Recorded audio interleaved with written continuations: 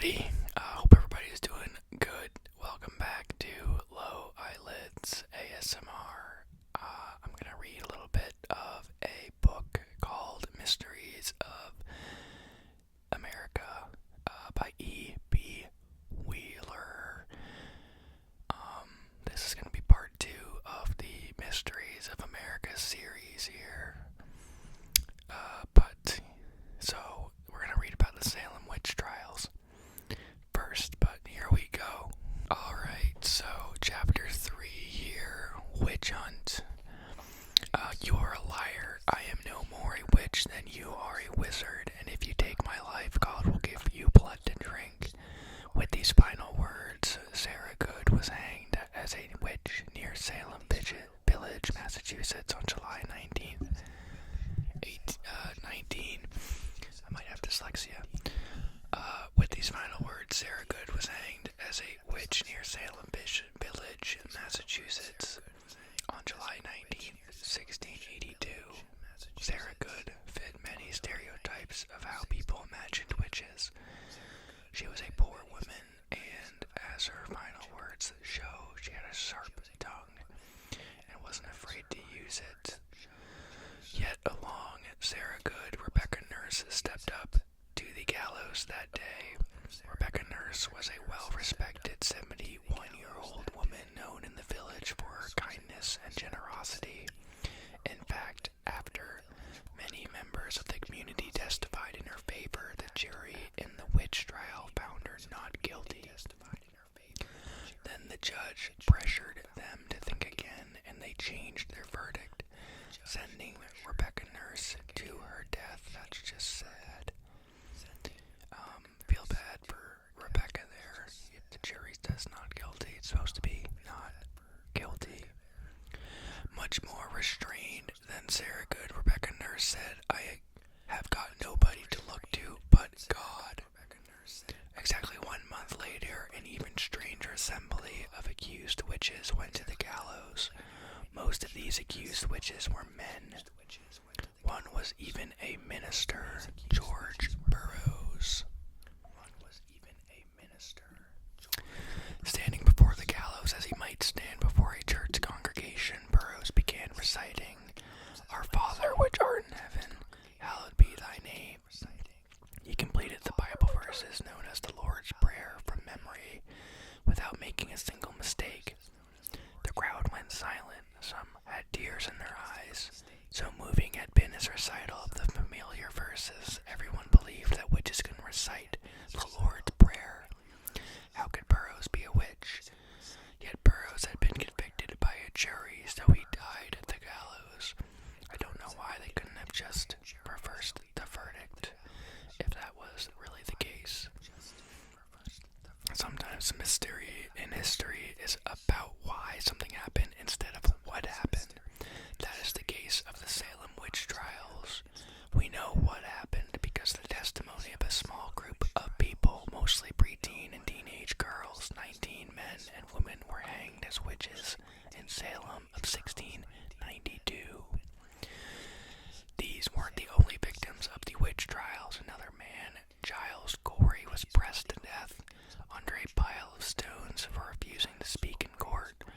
According to the law of the time, the government could seize his property if he were convicted in a trial, so he refused to speak in order to save his family's property.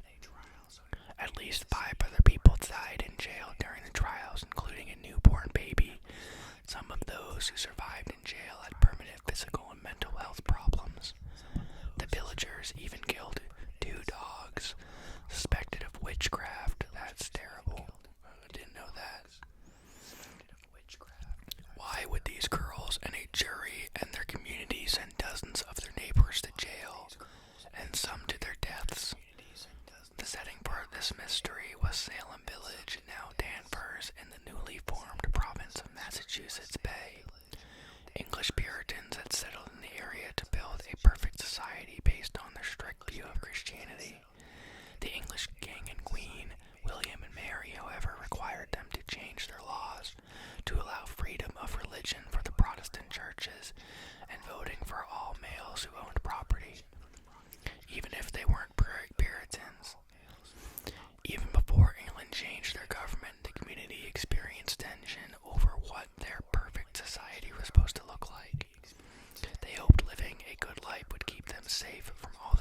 dangers in their world.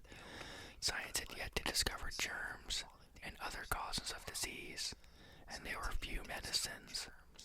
People who were sick or injured often died without canning or refrigeration. Storing food was difficult, so it was a bad year for crops. People starved. Faced with so many difficulties and a limiting understanding of the world, many people believed that evil forces were out to get them. Having a perfect society wasn't just an important idea to them. They believed it meant the difference between survival and destruction. The crazy thing is, when you don't know much, that's when a lot of people do believe in God. Because it's really difficult to explain some of these things if you have no science. It didn't help when wars with the French and Native Americans on the frontiers made people more nervous about attacks and sent refugees spilling into the more secure towns like Salem Village. Salem Village was a rural farming community with families living far apart and many of them struggling to survive. The people in Salem Village were known for not getting along very well. They also had trouble keeping a minister.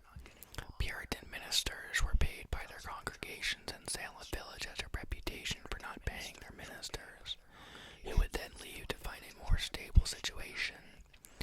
So the residents faced threats from changes in their government, changes in their religion, arguments with neighbors, bad harvests, and war.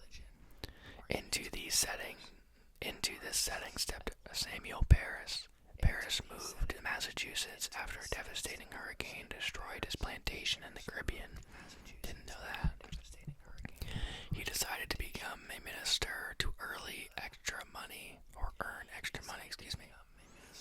He moved to Salem Village in 1689 with a daughter, a wife who is said to be the most beautiful woman in the village, and several enslaved people, probably from his plantation in Barbados. As a minister, he quickly gained a reputation for being strict, even Puritan and greedy. He failed to resolve disputes between the villagers and publicly shamed them for even small mistakes. Wow, sounds like a jerk. The villagers began to think the devil was working in their community. The people of Salem Village decided not to pay Parris anymore at the end of 1691. At the beginning of 1692, Parris's younger daughter, 9-year-old Betty, started acting strange.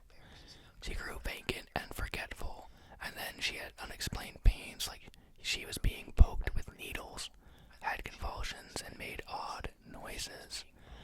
Parris's niece, an 11-year-old orphan named Abigail Williams, who lived with them, soon developed the same symptoms.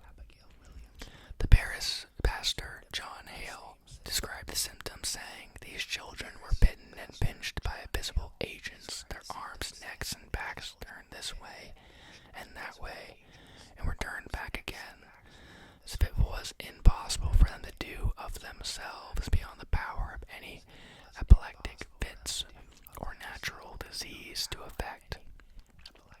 Sometimes they were taken dumb, their mouths stopped, their throats choked, their limbs racked and tormented, so as might move a heart of stone to sympathize with them." Another observer, Deodat Lawson, said he saw Abigail run around the room lifting her arms like she was trying to fly, and after that she had run to the fire and began to throw firebrands about the house and run against the back, as if she would run up chimney. And as they said, she had attempted to go into the fire in other fits. That's an interesting sentence. The girl's neighbor and friend Ann Putnam, aged 12, soon developed similar symptoms. At a loss for an explanation, the doctor declared it must be witchcraft. Witchcraft at the time had a specific definition. It meant that a person had made a deal with the devil, where they would serve him in exchange for power, usually power to hurt others. It was widely accepted at the time that witchcraft was possible, at least in theory. Thousands of people have been executed in Europe over the past few centuries as witches. Some of them even confessed that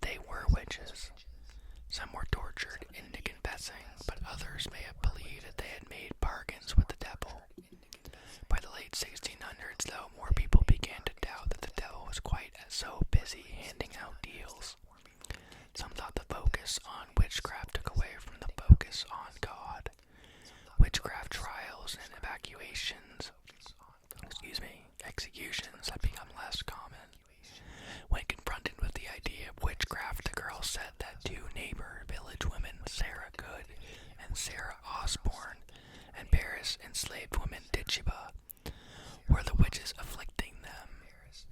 We don't know if they came up with these names on their own or if someone suggested it to them, something nowadays called leading the witness.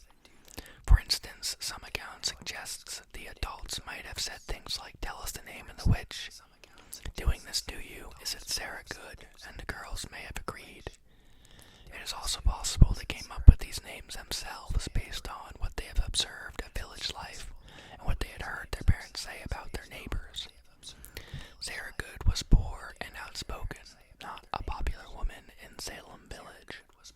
Sarah Osborne was known for not going to church, marrying her manservant, and trying to keep control of her first husband's property instead of letting her sons have it, all of which were unusual behaviors for women at the time. Tituba, being an enslaved woman probably of native Caribbean heritage, was also vulnerable to accusations. Sarah Good and Sarah Osborne denied that they were witches, but Paris beat Tituba until she confessed that she had used some folk magic called a witch cake to try to protect the girls from witchcraft. When Tituba confessed, Paris pressured her to name other witches, and she did so, saying Sarah Good and Sarah Osborne were also witches and that there were others in the village. Dun dun dun. This led to the witch hunt, mania. Other girls and even a few adult women and men joined the first girls in their fits and shouted out the names of those they believed were witches. They accused prominent men, women, and even children from the village and neighboring towns. A few of the accused confessed and named others supposed witches to protect themselves.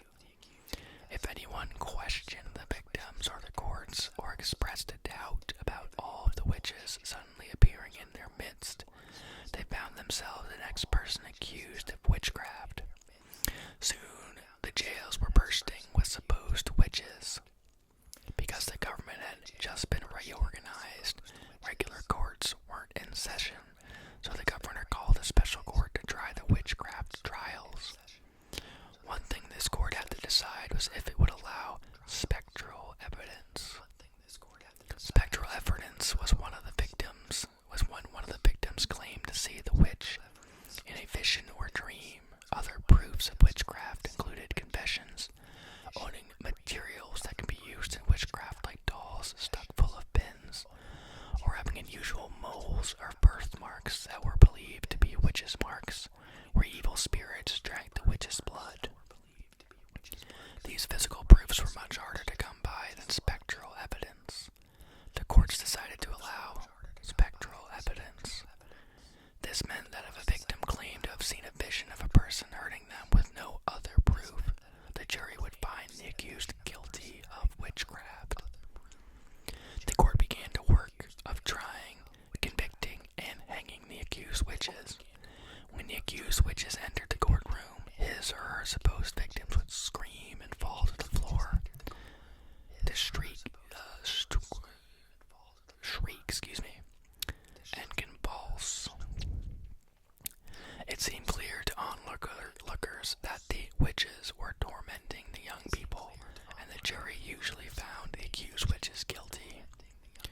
In a few cases, like Rebecca Nurse, where the jury declared the person innocent, the person was arrested again, and the jury was pressured to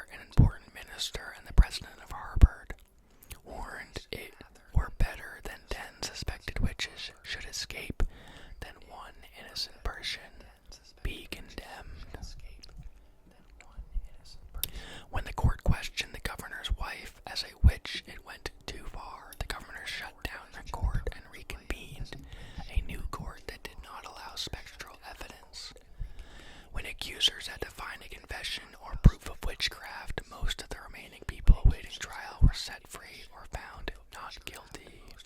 The governor pardoned a few who were found guilty, though it came too late for the 19 already hanged. The Salem witch trials were over. But why did the witch hunts happen? How could a community turn on itself so violently? The first thing our modern minds might suspect that the so-called afflicted girls made it all up, perhaps to get attention or rebel against the strict Puritan lifestyle. Most Americans today don't believe in witchcraft in the way that Puritans did, and the claims may sound ridiculous to us. We have to remember that people almost 400 years ago viewed the world very differently than we do. In another 400 years, people may think the things we believe today sound ridiculous too. In suspecting the girls of making up the claims out of boredom or rebellion, we have to remember what the judge said to Rebecca Nurse in her trial. They accused you of hurting them, and if you think it is not unwillingly, but by design, you must look upon them as murderers. Were the girls murderers and intentionally sending people to their deaths?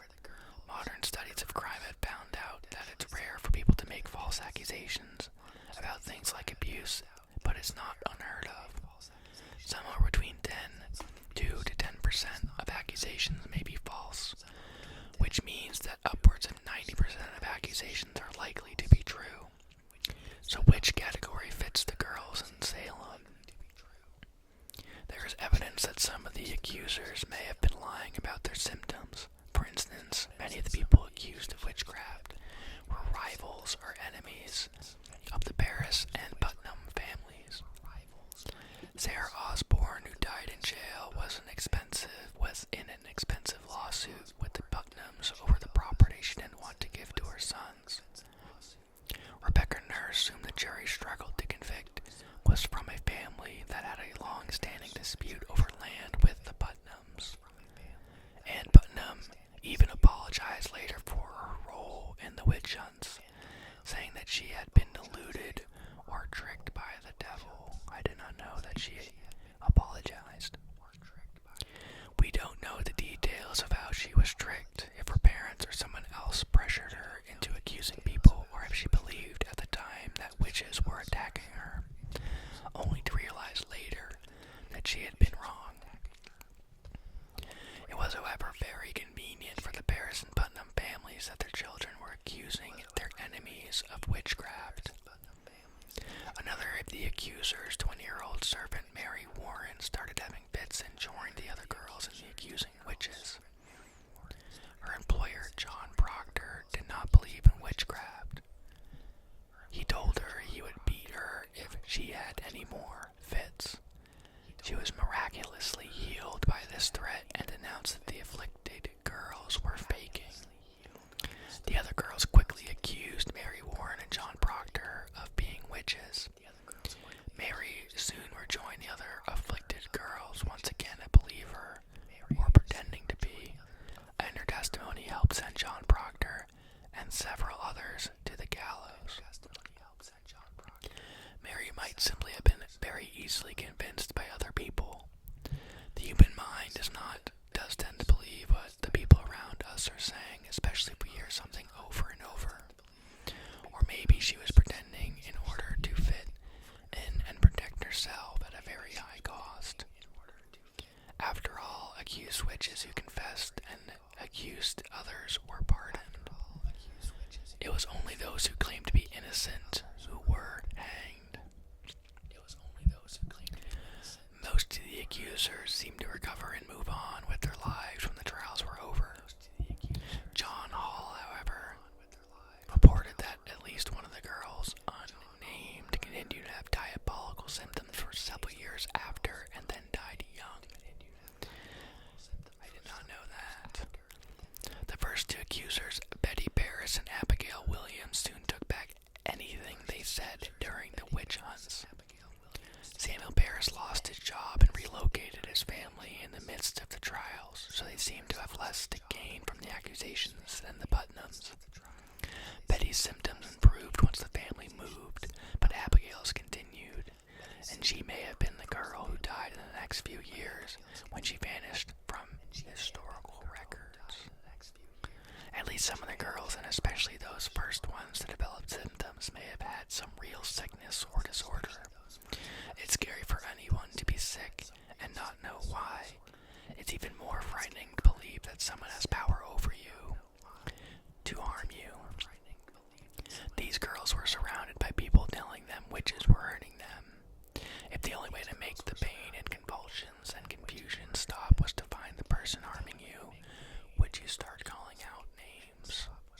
Some of the girls might have had what is known today as convulsion disorder. This occurs when a person feels so much stress that it affects their body. The symptoms can include numbness, seizures, muscle weakness, or spasms, trouble with vision or hearing, tiredness, and fainting, and unexplained pain. It's not just in their heads or made up. Brain scans now show it's a real physical reaction to overwhelming stress, such as suffering through war, government upheaval, hunger, and a community fractured by religious and social fighting. Add in a family led by someone like Samuel Paris, who was very strict and quick to punish people or even small mistakes, and these young people were under incredible strain. When a group of people is under similar extreme pressure, it's possible for a conversion disorder to spread into mass hysteria.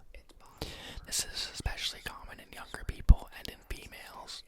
It's entirely possible for at least some of the girls felt real symptoms that they could not explain and believed that witchcraft was the cause.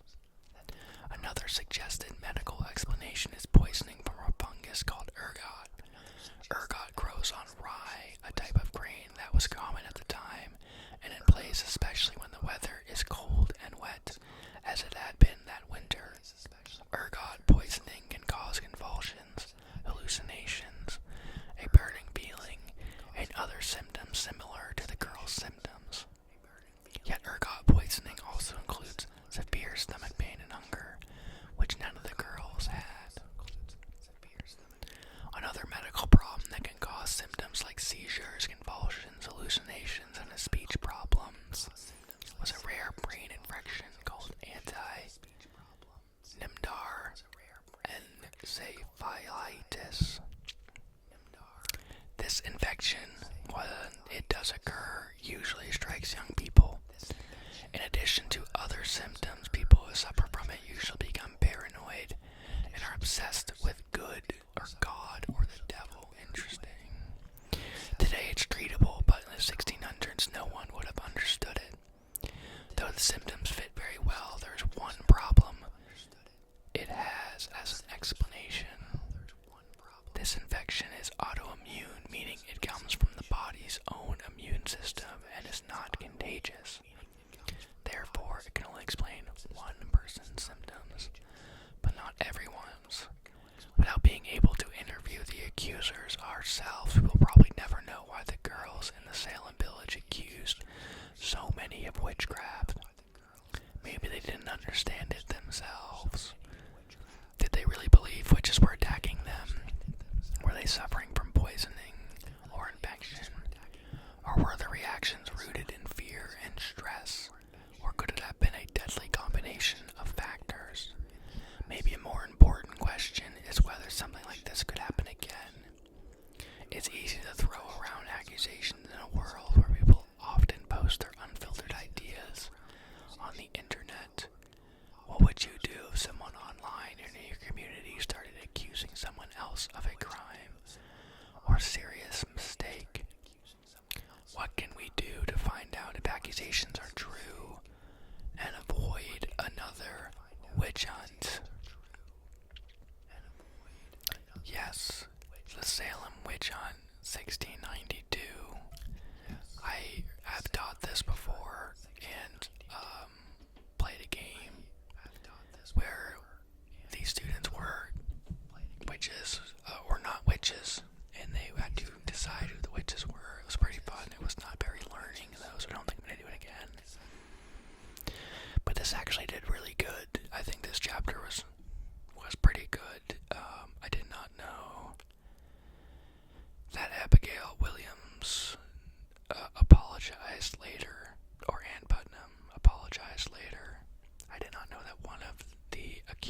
Rose died young and still continued her diabolical symptoms.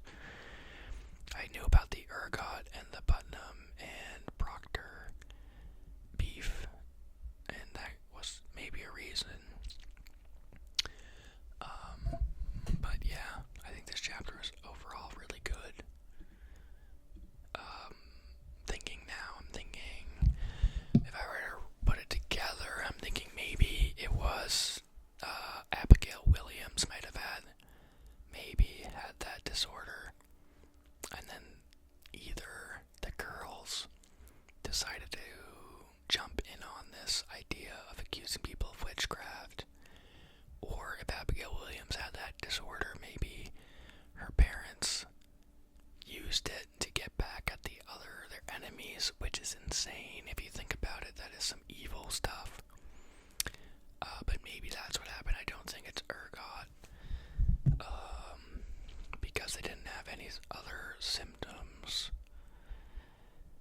Like severe stomach pain and hunger, that didn't happen. That's the only thing I could think of is they would maybe have Abigail Williams had that disorder, but interestingly enough causes ideas of God and the devil. And they could have used that too. I mean, they could have just had that disorder. Their families couldn't have maybe had nothing to do with it, and it just causes hysteria. It's not the first time it's happened. Humans are weird sometimes. Small villages can be very, too tight-knit, and everybody starts jumping in on the idea, so I guess I'll go with that. Abigail Williams had that autoimmune disorder, and either the girls decided to jump in on the fun, which is terrible, or the family orchestrated this whole thing, like leading them into who's causing this, who's doing that. It could also simply just be the stress. I think that was one of the other ones too, is that it could just be they really believed that this was happening because they didn't know what they were feeling, which is also a valid reason for it. Samuel Parrish apparently was really strict, so maybe it was that. I forgot the name of it, but I think that's going to be where I leave it off today.